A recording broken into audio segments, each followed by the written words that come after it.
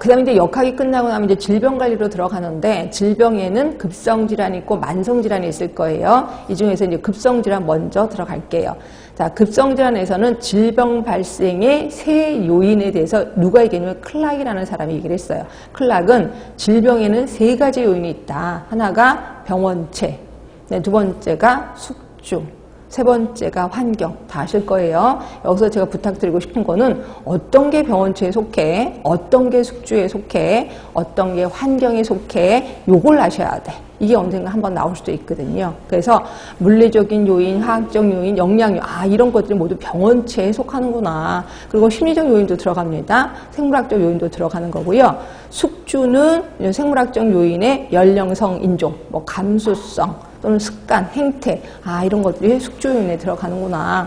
그 다음에 환경은 생물학적 환경, 그 다음에 사회적 환경, 물리적 환경, 이런 것들이 들어간다. 그래서 요게 한 번쯤은 나올 수도 있을 것 같아서. 왜냐면 다른 쪽에서는 되게 중요시해야 하는 게 요거거든요. 어떤 게 병원체에 속하고 어떤 게 숙주에 속하는지 이것도 좀 알아두시면 되고. 이건 이제 클랑이 제시한 거고요.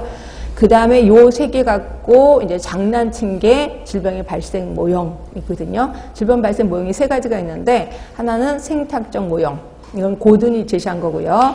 뒤로 가시면 수레바퀴 모형. 이거 기출문제로 나왔었죠.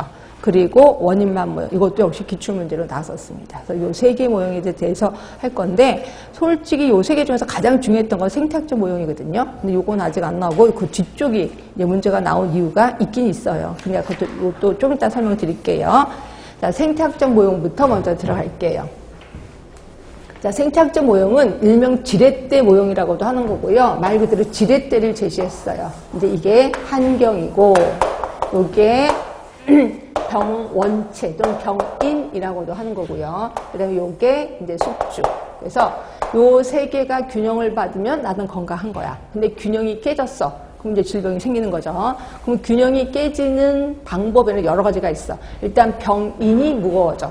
병인이 무거워진다는 거는 말 그대로 동력이 강해졌다는 거죠. 또는 병원체 수가 증가됐다는 거예요. 그럼 균형이 깨지면서 병이 생기는 거고요. 자, 숙주가 무거워져. 숙주의 몸무게가 무거워지나? 그건 아니고요. 숙주의 감수성이 커지는 거예요.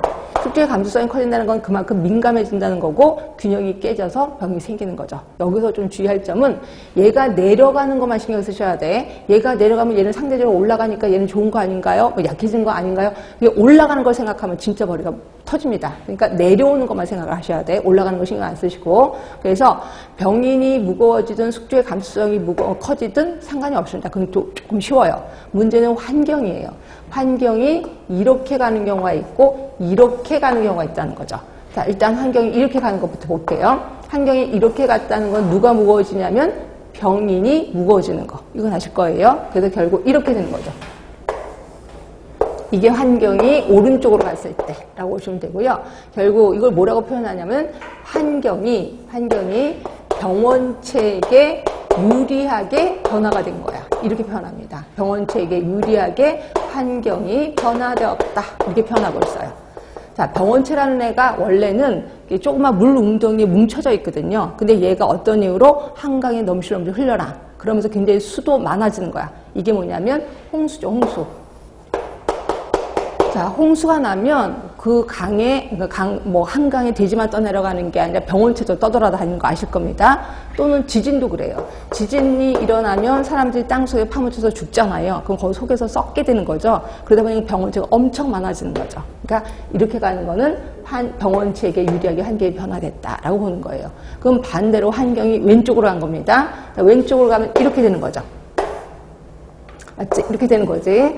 자, 이렇게 해서 이때는 이렇게 간 겁니다. 그럼 뭐라고 표현하냐면 환경이 숙주에게 유리하게 갔다는 게 아니라 환경이 숙주의 감수성을 높이는 쪽으로 환경이 변화된 거예요. 높이는 쪽으로. 그거를 이렇게 표현하는 거고, 그럼 언제 어떻게 됐을 때, 예를 들어서 가뭄이 들었어요. 그럼 가뭄으로 인해서 논밭이 쩍쩍 갈라졌어. 그래서 한 톨도 먹지 못했어. 그러면 영양 불량이 생기겠죠. 그거는 숙주의 민감성이 높아질 수밖에 없는 거죠. 그래서 가뭄으로 인한 영양 불량, 이런 것들이 여기에 해당이 되는 거고요. 또 이런 경우도 있습니다. 자, 예를 들어서 오염, 환경오염, 대기오염. 그러면 그만큼 숙주가 민감해지겠죠. 그래서 대기오염이나 환경오염으로 인해서도 생길 수가 있다. 그러니까 요게 시험 문제가 만약에 나온다면 환경 쪽에서 포커스를 둬서 나올 거예요. 그러니까 환경이 왼쪽으로 갔을 때, 오른쪽으로 갔을 때 정확하게 해석하는 방법을 좀 알고 계셔야 됩니다. 자, 보도록 하겠습니다.